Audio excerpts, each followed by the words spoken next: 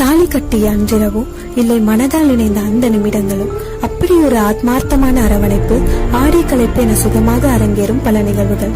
அன்றிலிருந்து நிகழும் நிகழ்வுகளை அடுக்குகின்றேன் பார்.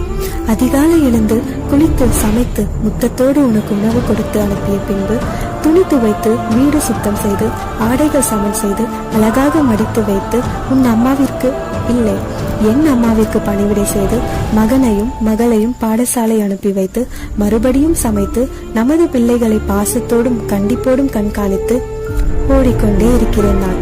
இன்னும் ஒன்று சொல்கிறேன் கேள். முதல் முறை கூடலின் போது ஒரு வலி உணர்ந்தேனே, அதைவிடவும் ரணம் என்றார்கள் மகப்பேறு. பயந்து நடுங்கி நகர்ந்து கொண்டிருந்தேன். பெருமையோடு நம் பிள்ளையை வயிற்றில் சுமந்து பெருமாதம் வந்தவுடன் சொன்னார்கள், குழந்தை வளம் மாறியதால் வயிற்றை வெட்டிதான் எடுக்க வேண்டும் என்று. இப்போது சொல்கிறேன் கேளுங்கள். ஆடை சற்று விலகியவுடன் எட்டி எட்டி பார்ப்பீர்களே, மறைவான இடம் தெரிகிறதா என்று நன்றாக பாருங்கள். விழிகளை விழித்து பாருங்கள். நீங்கள் அடைய துடிக்கும் மறைவான பகுதிக்கு மேல் சதையை வெட்டி வைத்துள்ளார்களே, இதை நன்றாக பாருங்கள். என்னை வெட்டியேனும் என் குழந்தையை பத்திரமாக வெளியில் எடுங்கள் என்று ஒரு பெண் சொல்கிறாளே, உங்களை வெட்ட நீங்கள் சம்மதிப்பீர்களா?